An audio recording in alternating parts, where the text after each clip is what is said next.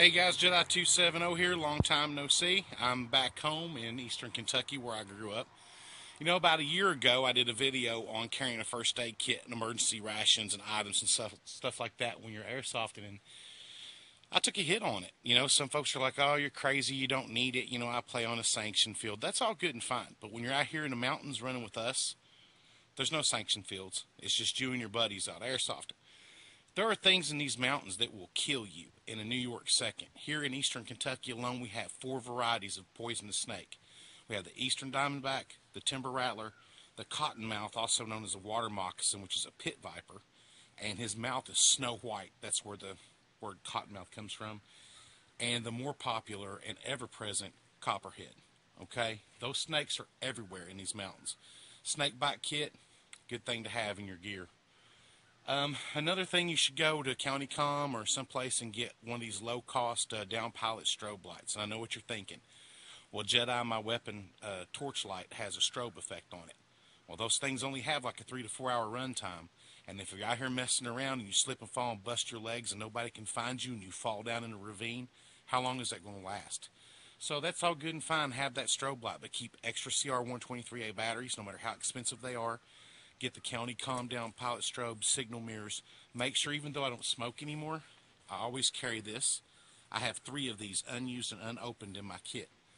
I have lifeboat matches, which are waterproof matches. You can go to Walmart and get this new Molly. It's really super nice. It comes in flat, dark earth, and black. It's a first aid kit, and it's fully loaded. Now, you don't need 5,000 Band-Aids, so you want to go through it and find out what you need and see how much room you have for other things. You want food and you want water. Myself, I carry a real steel pistol on me just in case.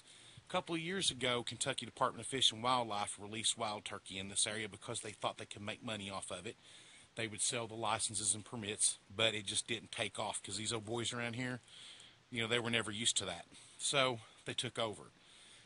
What'd they do? They released coyotes. If you come through here and you fall off of one of these mountains and you're laying there unconscious and your legs are broken, open fractures, you're bleeding, you've got bone marrow in the air, if they think you're dead, they will eat you. I lie to you not, they will eat you. These coyotes are vicious. They're scared of humans, and their first instinct is to attack. So you have to be very careful. So what do we got? We got snakes, we've got wild critters, we now have bear here in eastern Kentucky, all kinds of things. But this right here will kill you. Okay, these are sheer drop-offs. Around here we call different things like a slough. You see right here in the middle how it goes right there? Somewhere under all those dead leaves is a wet, slimy rock, like a luge track, okay, in the Olympics. You fall in that, you take off, you're not going to stop till you get to the foot of this hill. Now granted, we're on a main road here, so your chances if you were to fall off of here and hurt yourself, somebody's going to find you.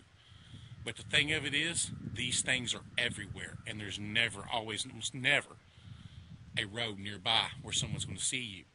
So that down pilot strobe, it's very important. You have stuff like that. Just use your common sense. Let's go over here and check this out. I'll show you what I'm talking about. You see how all this shell and all this broken material here? See how thin and light that is? Okay, watch out. See how that breaks? You could be an elephant doing jumping jacks and this may support you. Or you could be a 2-year-old. Step in the wrong spot, a little too much weight, and you're on your way to death. Now, when I lived in western Kentucky, there was a guy going down Highway 70, which is basically 25 miles of nothing. Hit some black ice, car went careening off the road, went down into a ravine out of the line of sight. They found him a month later, frozen and dead. Nobody could see him. They couldn't see the lights from his vehicle. And he was reaching out for his cell phone. Like this is his cell phone. And his hand was right here. And he couldn't reach his cell phone. Can you think of a more horrific way to die than having that much help that close but yet so far away? So that's why I never trust my cell phone in a mount or sitting on the seat of the car beside me. It's always on my body. So I really think that it would behoove you to do like I did and go to Airsoft GI or your retailer of choice and get yourself one of those Condor rip-off med pouches. They're about maybe a foot long, maybe about 8 or 9 inches deep, 5 or 6 different pouches, or any good pouch that hooks directly to your molly and hooks directly to your body, because if you fall with it, it's always going to be there. We have rescue crews, mountain rescue crews around here that specialize in finding people. So, guys, it's just common sense. Look, you know, I hear people talking all the time about guys who wear these JP fast helmets. And why do you wear that when you're airsoft? Man, when you're out here and you hit one of those slows and you come through and you bang your head on that tree, down you go. It can happen. We're fallible people. We are not infallible. And just to give you some kind of an idea of the terrain I'm talking about playing in, look at this. Surrounded by mountains, wild animals, things that will get you killed. So if you're going to be airsofting someplace where you don't know where you're at, it would behoove you to go out the first day, kind of look around and look for stuff. It doesn't have to be like this. It could be a deadfall tree. You could slip and go, oh crap. Slip like 3 or 4 feet. Your ankle's inside of a hole. Break your leg off. You're stuck. And if nobody can hear you and nobody can find you, you're going to die.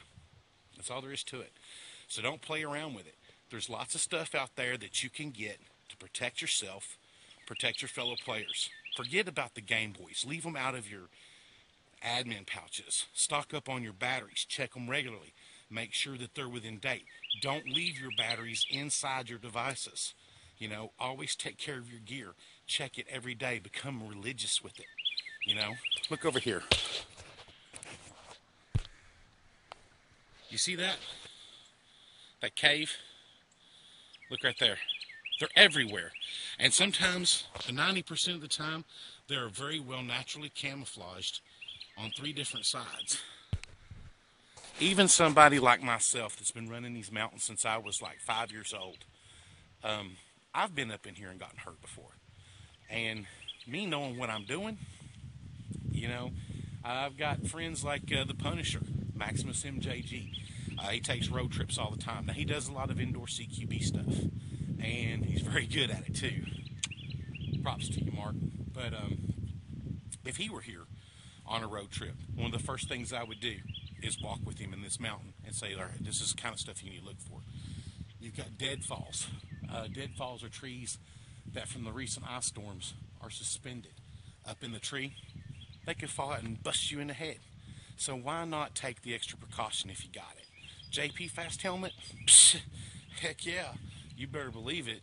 You better have it. Why not? You look cool doing it, so who cares? So that being said, guys, do yourselves a favor. Before you end up in something like that, instead of going out and buying a new MOSFET, spend that money on your first aid kit and your emergency gear. It'll guarantee you that you live long enough to save the money that you need to save to buy that next new gun. This is the Jedi 270. I thank you guys for watching, and as always, God bless, and as my buddy Mark says, stay true.